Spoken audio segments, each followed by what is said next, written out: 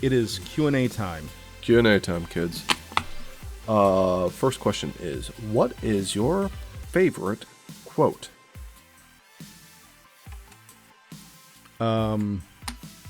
Cherchez la femme. Look for the woman. It's a noir quote. You're like, Gentlemen, I regret to inform you. It's a noir quote, which is basically if a man is acting irrationally, look for the woman. Cherchez la femme. It's my favorite quote. Since that does not seem to be good enough for you. No, that's fine. I mean,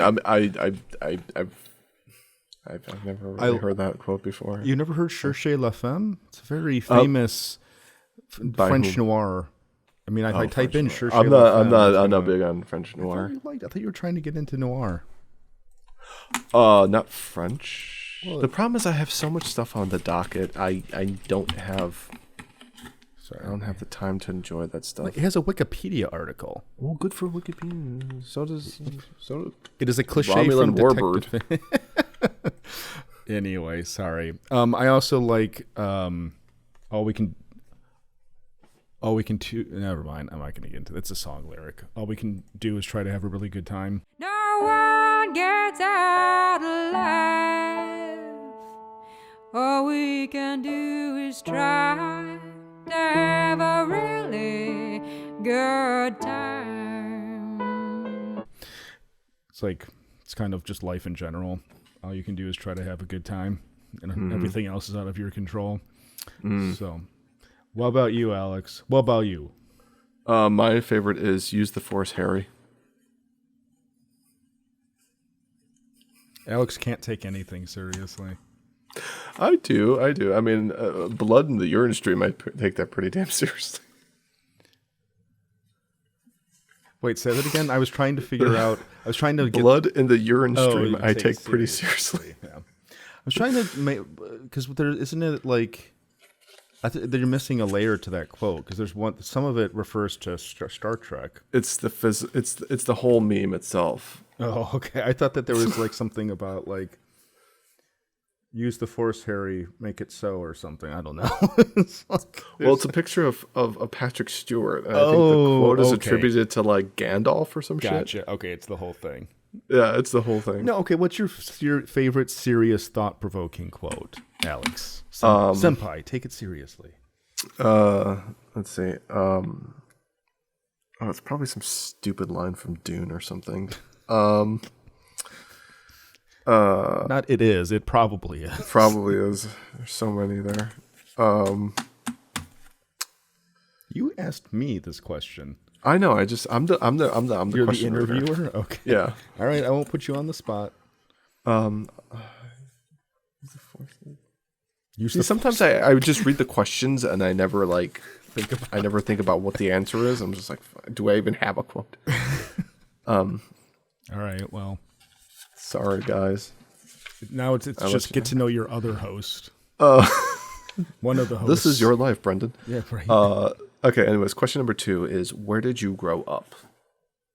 I grew up in Aurora, Illinois, where Wayne's World takes place. It's the local film of local national film. It's the city film. Let me bring you up to speed. My name is Brendan Jameson. I live in Aurora, Illinois, which is a suburb of Chicago. Excellent. Lots of palm trees, and they have a giant donut place, not like the giant donut place out in Los Angeles. Hey, whoa, and also like this not trees. The Cars on a Spike is in a completely different suburb. Yeah, it's Berwyn, isn't it? I think it's one of those kind of like blue collar type of neighborhood. Like, is it Oak Park? Suburbs. It wasn't Oak Park, was it? I don't think it's an Oak Park. Berwyn, I was right. Berwyn, no, good for you. You and Svengoolie, nice. Berwyn. Where did you grow up? So my folks, we've had a bunch of houses, but we lived the longest I'd lived was in Villa Park. So I would say Villa Park. Like if people said like, where'd you grow up or where you originally from? I'd be like, yeah, Villa Park. That's where you were when I knew you. Yeah. That's why we like didn't hang out. Like, yeah, because I always tell people like I was born in Chicago and we lived on the west side for like a year. And then we moved out to Villa Park up until like I started like kindergarten. And then we lived in Glen Ellen up until 4th grade, like middle of 4th grade. And then we moved back to Villa Park. And we lived there from the middle of my 4th grade to the end of my junior year of college. So, yeah, Villa Park. And we had an abandoned Ovaltine factory that apparently had a lot of dead animals in possibly satanic rituals. But now it's an apartment complex. And that is where we were living, and I was in that famous Wild Chicago Klingons invade the Villa Park Library. Should we? Okay, you talk about this. Will Klinger. Please explain what Wild Chicago is for the audience. So Wild Chicago was on a channel, a local PBS channel in Chicago, WTTW Channel 11. And Wild Chicago was a kind of a half-hour documentary travelogue almost, but only for the Chicago and Chicagoland area. Hi, I'm Laura Meager. Hi, I'm Will Klinger. We're your video navigators. On an urban adventure Tonight, we'll explore a side of Chicagoland. you may not recognize. The offbeat side. The unusual. The frightening. The untamed. Now, thanks to you and your many suggestions, We'd like to lead you to... that part of the city we know as Wild Chicago.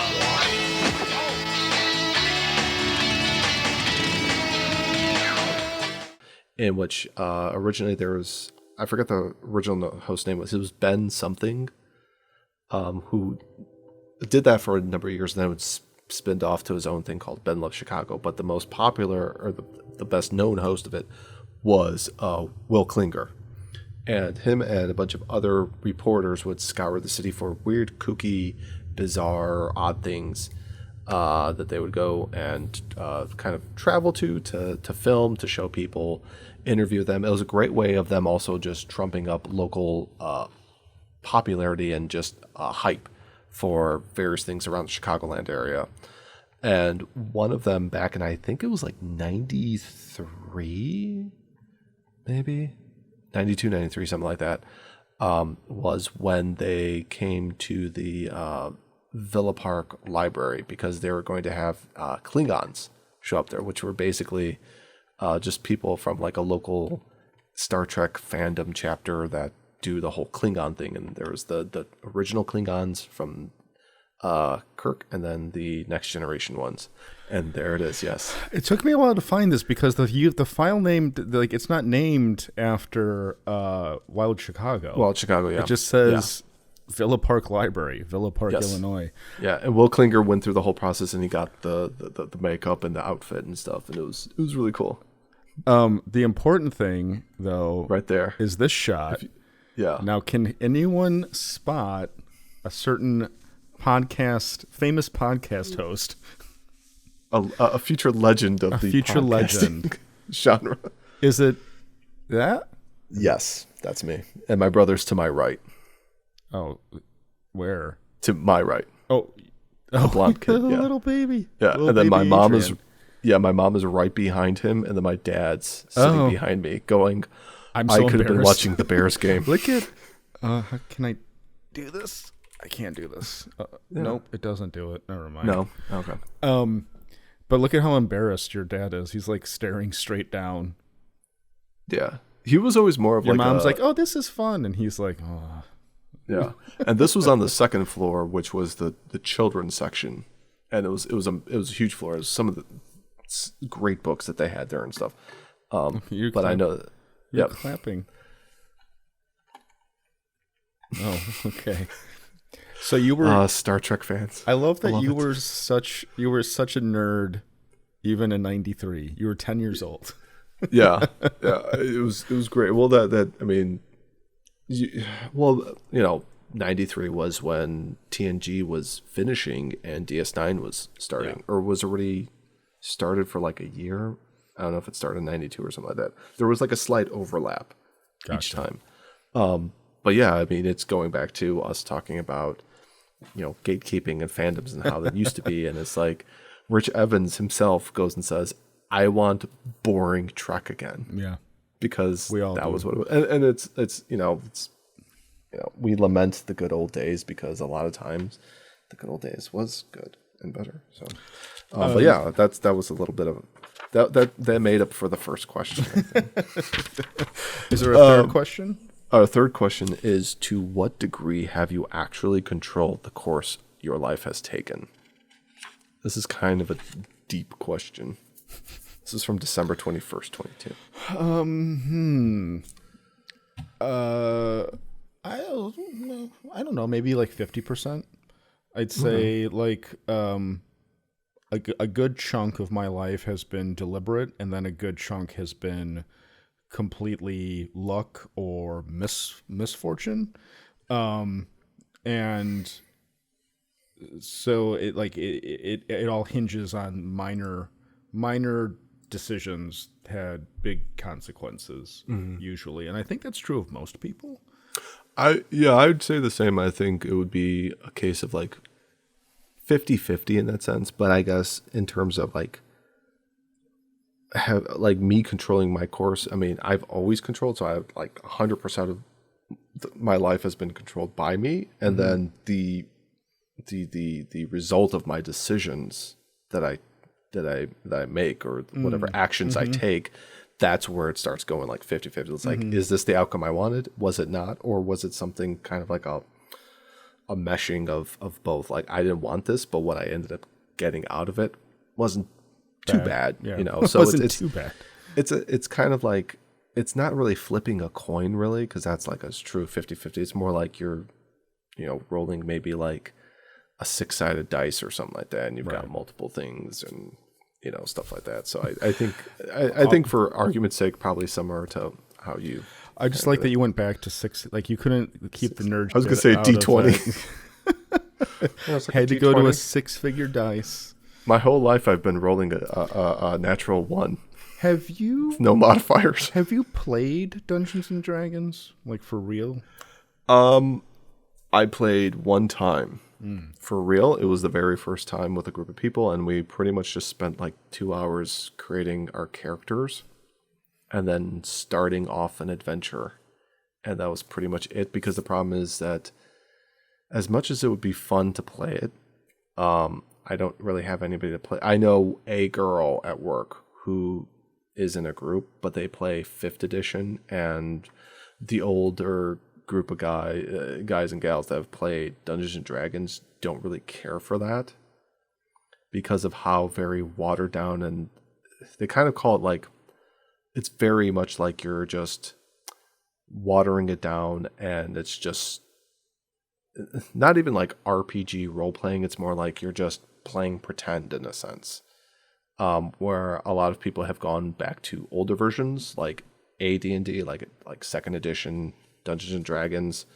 I myself have the 3 core books for D&D 3rd edition, and I also have a starter set for Pathfinder, which is a so they did like D&D 3rd edition. There was a 3.5, which people were kind of like, why are you making 3.5 when you just had 3? And then Pathfinder is something that came out probably like 10 years ago or something like that, which they kind of describe it as like Dungeons and Dragons version 3.75 in a way. And they're on the 2nd edition now. So kind of some of the stuff that people weren't too keen on, how Wizards of the Coast, that also owns Magic the Gathering and are parent companied by Hasbro, took with making this thing that people used to be ostracized with and they held more dearly, and there was a certain type of camaraderie within tabletop gaming, and with those now type of people, it's just been hoard out. Well, it's funny because I remember walking by the tabletop gaming rooms at anime conventions being like, look at those nerds. Yeah. Oh my God. I mean, there was this sense of like kind of pretentiousness or something like that, or just like self-respect, I guess, in some cases that people have in terms of like certain types of like nerddoms. Like what I find very odd recently is where there's a lot of these like a bunch of these like celebrities that are into this stuff, and they're like, oh, I've been in this since like, my teenage years and stuff, and you're just like, okay. Like You're talking about Henry Cavill? I'm not shitting Henry Cavill, but I do find it very odd that this 10 out of 10 Chad loves painting little space marines out of the blue, and then Joe Manganiello, this guy from Magic Mike is like a big D&D guy, and he just looks like the guy from the brawny paper towel roll. You're just like, but have you seen Henry Cavill on Graham Norton? We talk about Graham Norton a lot, and it's like, he's getting bullied by Graham Norton. There's the painting, modeling side of the hobby, and then there's the gaming side of the hobby. Okay. And when you paint them, what do you do with them then, Henry? Then you put them together in little armies and you fight against someone else's army. It is fun. Oh, I mean, very it sounds fun. ridiculous, but it is fun. Yeah, no, toys, very good fun. And like it's Henry Cavill, and he's still getting like bullied. Henry Cavill, like if he's been into this stuff for a long time, he did a fantastic job of hiding it, almost like he was like a double agent during the Cold War, where I think he even built like his own PC, and he was just like recording it and going like, "Hello, everybody. Henry here. I've built myself my own personal gaming computer, and I did this and this and this." But like I've seen stuff where it's like he's in press junkets, and they ask him about like the interviewer will purposely go and ask him about like, "Oh, do you like the big thing about The Witcher?" Where like he was a big fan of playing the Witcher games, and that's how he wanted to do this stuff. And then there were some things about he doesn't like the way it's going because it's not like the games and stuff like that. So it seems like he got into it prior or during the whole thing and stuff, but. Yeah, the Warhammer thing is the most bizarre thing, quite frankly. It's like Ryan Gosling would come out and say like, "Yeah, so I've been a huge fan of Oron Host Club for a while now, and I have all the series and the manga and stuff." And you're just like, like, watch this.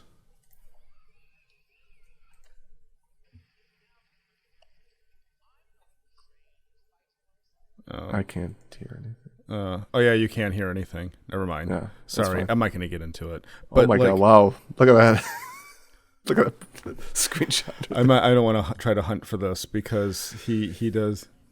I can look this up afterwards. But it's like, dude, and he doesn't. Maybe he's just being nice, but he doesn't like really argue back. He just kind of takes it. It's a little sad.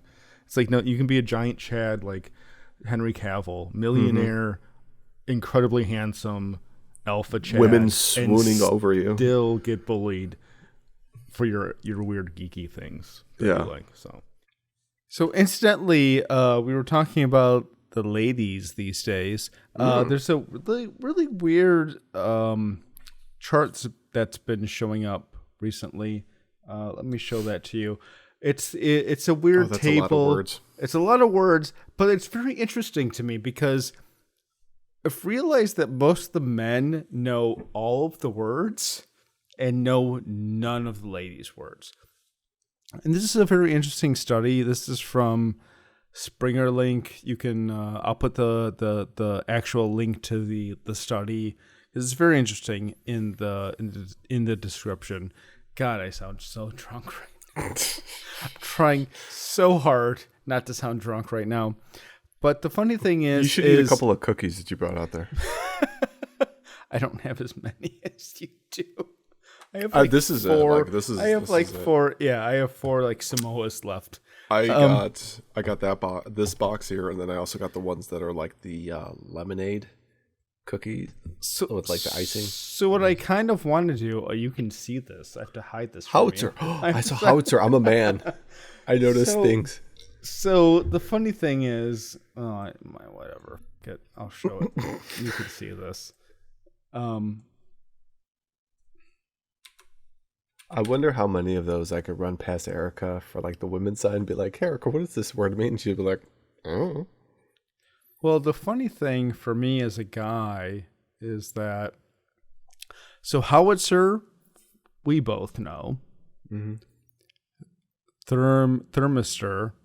I would say thermistor has something to do with calculating temperature of some sort or heat. It's like resistor heat, maybe? Resistance. But see, it's like only 48% of men knew 84% of men know about howitzers because howitzers go boom. Azimuth, I have no idea. Do you know what azimuth is?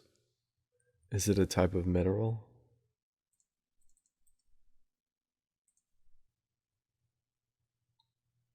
The direction of a celestial object from the observer. No. I was thinking like bismuth or something like that. Femtosecond. 40%? 47%? Are you serious? Versus 15%. Who are they polling? Okay, whatever that is, I don't care. Milliamp. We know milliamp. Yeah, Milliamp. it's measurement. It's a certain type of Aileron.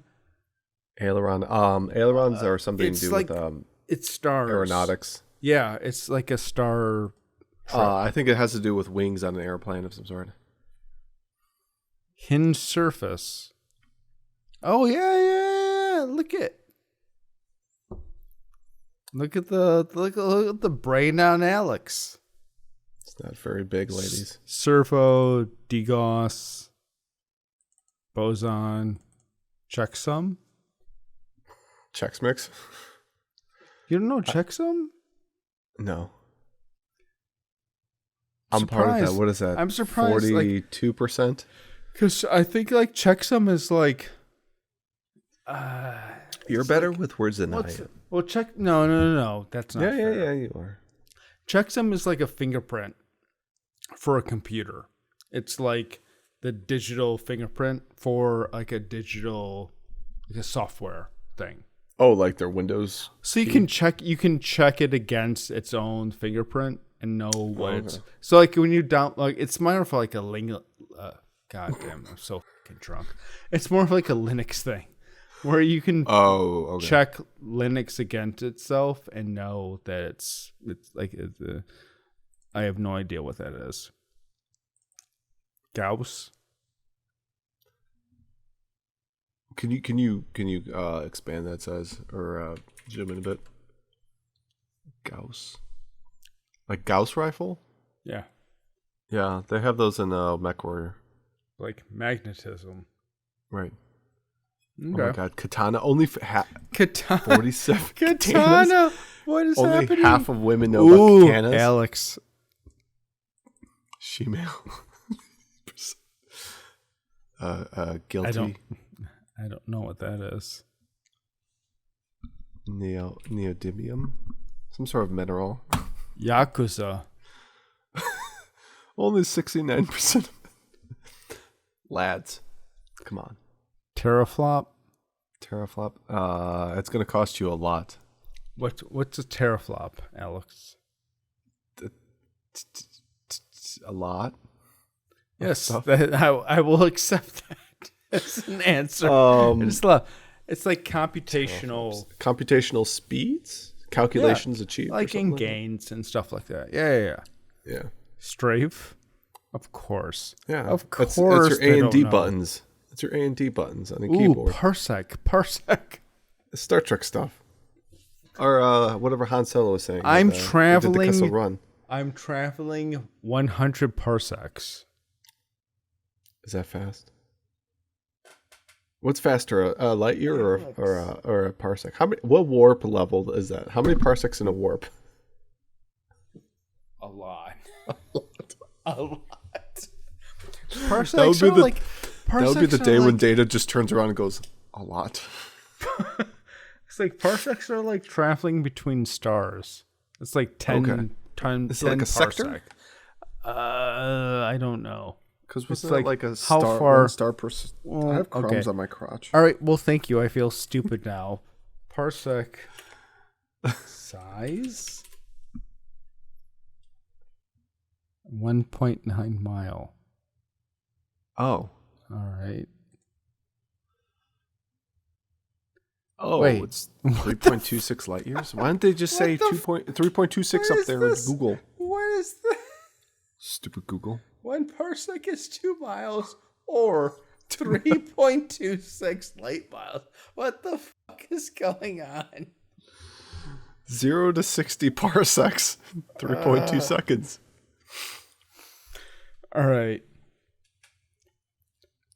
I feel stupid now.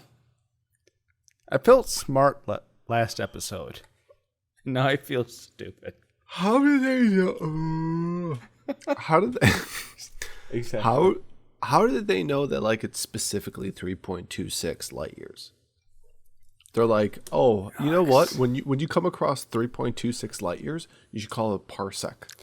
A parsec is the distance 3.26 light years that a star must lie from the sun for its parallax angle to be exactly one arcus.